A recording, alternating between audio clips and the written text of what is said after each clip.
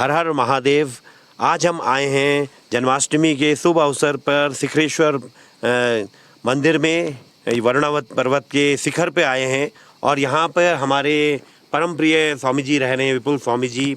और वैसे तो हिमालय में जो ज़्यादातर संत हैं वो ध्यान, योग और ये शैव मत की बातें करते हैं, लेकिन स्वामी जी अभी कुछ दिन पहले वृंदावन गए और इन पे एक बहुत ही ज़्यादा चेंज आ गया है। अब ये भक्ति मार्ग को इन्होंने ज़्यादा फॉलो कर रहे हैं और भक्ति के तत्व इनके अंदर हैं। कुछ इनसे बात करते हैं। स्वामी जी, ऐसा परिवर्तन किस तरह आया आप पे? जय श्री कृष्ण। आज जन्माष्टमी है, सबको हार्दिक बधाई जन्माष्टमी की। और आज हमने भी यहाँ पर भगवान कृष्ण का जन्मोत्सव मनाया और नीचे महातपा ऋषि गुफा में भी गए, वहाँ पर भी मनाया। और जैसे आपने पूछा कि कैसे मैं हिमालय से वृंदावन की तरफ गया, कैसे भक्ति मार्ग पे लग गया, क्योंकि आप देखे होंगे कि ज़्यादातर हिमालय में जितने भी संत रहते हैं वो योग और ध्यान की तरफ ज़्यादा आकर्षित रहते हैं और योग और ध्यान ही करते हैं। आप गंगोत्री चले जाइए, जो योग और ज्ञान का एक बहुत बड़ा ही पीठ माना जाता है। गंगोत्री धाम योगियों की भूमि मानी जाती है। तो मैं भी यहाँ पर 3 साल से लगभग उत्तरकाशी में योग और ध्यान कर रहा था। तो मेरा कोई ज़्यादा पहले रुझान नहीं था वृंदावन की तरफ, या प्रेमानंद जी महाराज को मैं भी ज़्यादा नहीं जानता था। ऐसे कभी कोई वीडियो दिख गई हो एकाक, फिर भी मैं जानता नहीं था इनका नाम प्रेमानंद जी महाराज है। तो बात ये हुई कि यहाँ पर जो सिखरेश्वर महादेव पर यहाँ पर एक ब्रह्मचारी जी रहते थे। तो अभी ऐसे युवावस्था ही थी, 17-18 साल की। तो एक दिन मैं नीचे जोगड़ गांव जो आश्रम वहाँ पर रहता हूँ, बाकी यहाँ की भी व्यवस्था देखता हूँ। तो उनके साथ में एक और संत थे, तो उन्होंने मुझे फ़ोन किया कि वो तो चले गए बिना बताए। तो मैंने उनसे पूछा कि क्या कारण हुआ कि वो चले गए। तो उन्होंने बोला उन्होंने एक प्रेमानंद जी महाराज हैं कोई वृंदावन के, तो उनका उन्होंने सत्संग सुना और सत्संग सुने तो वो उनका ही राधा राधा राधा राधा नाम जपते हुए वृंदावन चले गए। तो मुझे बड़ा आश्चर्य लगा, ऐसे कौन से महाराज हैं कि जो जिनका वीडियो देख करके और यहाँ हिमालय की इतना दिव्य जगह छोड़ करके ब्रह्मचारी जी चले गए। तो मैंने भी ऐसे 1-2 वीडियो उनके देखा, और वीडियो देखा तो एक बार देखा, 2 बार देखा, क्योंकि प्रेमानंद महाराज जी के एक दिव्य ऑरा है उनके चेहरे पर। मैंने देखा है कि मैं तो सिर्फ उनको देखने के लिए कि हाँ भाई कौन हमारे जो ब्रह्मचारी किसको देख करके चले गए, तो मैंने इस हिसाब से देखा था। बाकी मुझे कोई सत्संग के हिसाब से नहीं देखा था। तो मैंने 1 सत्संग सुना, 2 सत्संग सुना, 3 सत्संग सुना।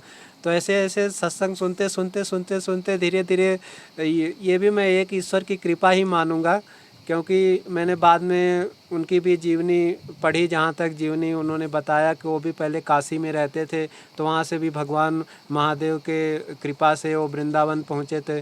तो वो काशी में रहते थे, तो मुझे भी उत्तर काशी में रहने का सौभाग्य मिला। क्या पता भगवान शिव की ही ऐसी प्रेरणा रही हो, कृपा रही हो, जिससे प्रेमानंद जी महाराज गुरु रूप में मिले। फिर मैंने उनकी वीडियो देखा और फिर उसके बाद में एक बार वृंदावन गया उनके दर्शन करने के लिए। तो वृंदावन गया दर्शन करने के लिए, तो वहाँ पर तो जो वहाँ का दृश्य देखा, जो भक्ति का दृश्य देखा। पहले भी एक आध बार गया था वृंदावन, लेकिन आप अगर किसी चीज़ को श्रद्धा के साथ में जाओ तो कुछ अलग ही आनंद आता है। आप ऐसे कहीं जाओ घूमने के लिए तो कोई बात नहीं, चलो घूम करके आ गए। लेकिन मैं पहली बार तो नहीं गया था, दूसरी बार गया था वृंदावन, लेकिन मुझे इतना आनंद आया। जहाँ जिस गली से निकलो सब जगह पे राधे राधे राधे राधे नाम का गुंजन हो रहा है। तो मैं प्रेमानंद जी महाराज जी का जो आश्रम है जहाँ पे वो सत्संग करते हैं, वहाँ पे गया।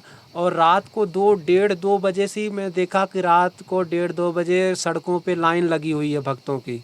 तो मुझे बड़ा आश्चर्य हुआ, ऐसा कौन क्या है कि 1:30-2 बजे से लोग 2 किलोमीटर लंबी लाइन खड़े हैं। तो मैंने देखा कि प्रेमानंद जी महाराज के दर्शन के लिए 1:30-2 बजे रात से छोटे छोटे बच्चे, बूढ़े, जवान सब लाइन हाथ जोड़े राधे राधे करते हुए खड़े हैं। तो उस समय तो बस मैं गया, लाइन में लगा, तो दर्शन हो गए। तो फिर मैं एक दिन रह कर के वापस चला आया। फिर जो लगा राधा नाम का मुझे चस्का लग गया, तो मैंने भी राधा राधा राधा राधा मैं कहाँ एक ब्रह्मचारी को ढूंढने गया वृंदावन, और कहा मैं खुद ही उसमें बह गया। एक प्रकार से देखा जाए तो राधा नाम में खिंच गया, धीरे धीरे धीरे धीरे करते करते। तो फिर अभी मैं दोबारा गया था, तो अभी 10 दिन वहाँ पर रह कर के आया वृंदावन में, और महाराज जी के एकदम जो एकांतिक दर्शन होते हैं उनका भी लाभ मिला मुझे। और अभी मैंने शरणागति मंत्र ले लिया है, और उसका जप भी करता हूँ, राधा नाम का भी जप करता हूँ। और महाराज जी ऐसे डायरेक्ट तो जो दीक्षा वाला प्रोग्राम रहता है वो तो बोलते हैं कि हमने जो राधा नाम दे दिया है इसी को जपिए, और सबको बोलते हैं जो भक्त लोग आते हैं, कम ही लोगों को दीक्षा देते हैं। फिर भी कृपा रही राधा रानी की तो कुछ दिन में दीक्षा भी मिल जाएगी। अभी तो राधा नाम का जप कर रहे हैं, बाकी गुरु रूप में उनको मान करके। देखा जाए तो सब ईश्वर की ही कृपा रहती है, कोई कहाँ से कैसे किससे जुड़ जाए। देखा जाए तो हम कहीं पर कभी भी गुरु ही जो ईश्वर ही रहते हैं, वो अलग अलग रूपों में हमको प्रेरणा देने के लिए गुरु रूप में अलग अलग रूपों में दिखते रहते हैं। ऐसा नहीं कि हम कोई एक गुरु पकड़ लिए, ठीक है एक गुरु रखना चाहिए, से जो भी सेवा बने करनी चाहिए। बाकी और भी संतों के कभी कभार दर्शन सत्संग करते रहना चाहिए। और गुरु तो अखंड मंडलाकारम है, मतलब गुरु तो अखंड है, मतलब व्यापक रूप है, हर रूपों में उन्हीं का ही दर्शन होता है। प्रेमानंद जी महाराज जी भी यही बोलते हैं कि आप जो है कि ऐसा नहीं कि कोई जैसे कि दूसरे कई लोग मुझे बोलते हैं कि तुम यहाँ से योग मार्ग और ध्यान मार्ग छोड़ करके उधर चले गए, तुमने गुरु बदल लिया। या गुरु कोई बदलने वाली चीज़ नहीं होती है। जिसने गुरु तत्व को जान लिया, रूप बदलता है, स्वरूप कभी नहीं बदलता। गुरु तो हमेशा हर रूपों में प्रेरणा देने के लिए बैठे हुए हैं। लक्ष्य एक ही होना चाहिए, अपने लक्ष्य से मत भटको। हाँ, जहाँ से प्रेरणा मिले, जैसे प्रेरणा मिले वैसे वहाँ का लाभ लेना चाहिए। जैसे दत्तात्रेय भगवान थे तो उनके 24 गुरु थे, तो अलग अलग जहाँ से उनको मिला तो उन्होंने उनका लाभ लिया। तो ऐसे ही हमें भी जहाँ से जो प्रेरणा मिले ईश्वर की कृपा से, बस लक्ष्य होना चाहिए कि हमारा आध्यात्मिक प्रगति होनी चाहिए। जहाँ पे हमारी आध्यात्मिक प्रगति होती है, जहाँ पर मुझे आनंद मिल रहा है, तो समझो कि ईश्वर की प्रेरणा ही है वहाँ पे, तो उसमें कोई दोष नहीं लगता है। बस भगवान को भजो, कहीं पर भी रहो, चाहे आप हिमालय की चोटी पर भी बैठ जाओ, अभी बैठे ही हुए हैं। अगर यहाँ पर भी आप मैंने देखा कई हिमालय में मैंने घूमा कई जगह पे, तो हिमालय की चोटी पर भी बैठ कर के भजन नहीं हो रहा है। देखा जाए तो कई, मैं सबका तो नहीं देखूंगा, ठीक है, सबकी अपनी अपनी विचारधाराएं हैं। कुल मिलाकर के मेरा ये कहना है कि अगर आप आंतरिक रूप से हैं तो आप चाहे हिमालय की चोटी पे बैठें, चाहे वृंदावन में रहें या कहीं पर भी रहें, तो आप जो है भगवान के ही रूप में धीरे धीरे धीरे धीरे धीरे धीरे समाहित होते जाएंगे। ठीक है, तो बस मेरा यही है कि आप लोगों से बस भगवान का भजन करिए। आप किसी भगवान के अनेक रूप हैं, हर रूपों में भगवान है, तो आप किसी भी रूप में भगवान का भजन करिए। बस लक्ष्य होना चाहिए भगवत प्राप्ति, तो उसी में लगे रहना चाहिए। स्वामी जी, एक प्रश्न ये भी है कि जैसे आप पहले ध्यान योग मार्ग में थे, ज्ञान के मार्ग में थे, और अब ये पूरा एक भाव आपका भक्ति का है जो कि प्रेम का मार्ग है, तो इसमें और उसमें क्या अंतर है भाई? एक पहाड़ की चोटी पे तपस्या करने वाला संत और अभी एक प्रेम मार्ग वाला संत, तो आपको क्या इसमें अंतर लगा, और इस बारे में कुछ अपना अनुभव बताइए।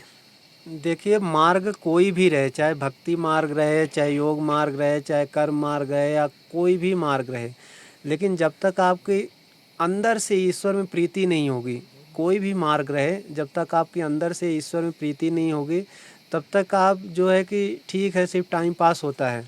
बाकी ये मैंने देखा कि जैसे मेरा अनुभव करता है, बाकी तो ठीक है, सबके अलग अलग विचारधाराएं रहती हैं। मेरा मैंने देखा कि जो भक्ति मार्ग है वो सबसे सरल और सबसे सुरक्षित मार्ग है, और जो ज्ञान मार्ग है और योग मार्ग है, इसमें मैंने देखा इसमें कि अहंकार बहुत जल्दी आ जाता है। बहुत, मतलब अगर आप कुछ दिन ज्ञान का विचार किए कि मैं ब्रह्म हूँ, तो मैंने कई लोगों को देखा है, तो उसमें क्या अहंकार आ जाता है कि हाँ ठीक मैं ब्रह्म हूँ, ठीक है, लेकिन जब मैं ही ब्रह्म हूँ ऐसा आ जाता है फिर वो अहंकार में व्यक्ति चला जाता है। जैसे योग मार्ग में आप योग कर रहे हैं तो उसमें आपको सिद्धियाँ आ गई, तो सिद्धियों के चक्कर में मैंने देखा आप भी कई पुस्तकें पढ़े होंगे, सिद्धियों के चक्कर में बहुत बड़े बड़े महापुरुष या महापुरुष तो क्या बोला जाए, मतलब बहुत बड़े बड़े साधक सिद्धियों के चक्कर में नीचे गिर जाते हैं। लेकिन एक भक्ति मार्ग आप देखिए, भक्ति मार्ग जो होता है, भक्ति मार्ग का शुरुआत ही समर्पण से होता है कि हमारा कुछ नहीं है, जो है सब भगवान का है। जब आपके अंदर ये भावना आ जाएगी कि मेरा तो कुछ है ही नहीं, तो फिर उसमें अहंकार अहंकार बहुत कम रह जाता है। हाँ, इस बात का भी हो सकता है कि अहंकार मैं भगवान का सबसे बड़ा भक्त हूँ। ठीक, अगर आप भगवान के हो गए, भगवान भगवान को अपना मान लिए, तो भगवान वो भी धीरे धीरे धीरे धीरे उस अहंकार को भी धीरे धीरे ख़त्म कर देंगे। तो मुझे तो ये भक्ति मार्ग और कलयुग में जहाँ तक मैंने देखा है, देखो सब लोग 8 घंटे ध्यान नहीं लगा पाएंगे, सब लोग गृहस्थ में हैं, सब लोग जी। कैसे कैसे जगहों पे हैं, तो सबका अलग अलग अलग अलग रहता है। सब लोग तो 8 घंटे ध्यान नहीं लगा पाएंगे या सब लोग प्राणायाम तो कर नहीं पाएंगे। तो भक्ति मार्ग ऐसा है कि चलते फिरते भगवान का नाम लेते रहे, राधा कृष्ण राम जो भी आपको अच्छा लगता हो उनका नाम लेते रहें, भक्ति करते रहें और अपनी प्रीति बढ़ाते रहें। तो भक्ति मार्ग तो मुझे सबसे सुरक्षित मार्ग लगा। और योग मार्ग और योग मार्ग भी है, ज्ञान मार्ग भी है, सब लोग कर रहे हैं, ठीक है, जो कर रहे हैं अच्छी बात है। बाकी कोई भी मार्ग रहे, बस जहाँ आपको सुलभता लग रही है, जहाँ आपको अच्छा लग रहा है, जहाँ आपको प्रीति बढ़ रही है, जहाँ आपका प्रेम बढ़ रहा है, वही मार्ग सबसे श्रेष्ठ मार्ग है। और उसी में हर साधक को चलना चाहिए जिधर अपनी प्रीति हो। तो मुझे तो भक्ति मार्ग अभी तक जहाँ तक अच्छा लगा और मैं इसमें ही अपनी आगे की यात्रा जारी रखूँगा। ठीक है, सबको भगवान का भजन करना चाहिए और लगे रहना चाहिए। ठीक है, राधे राधे।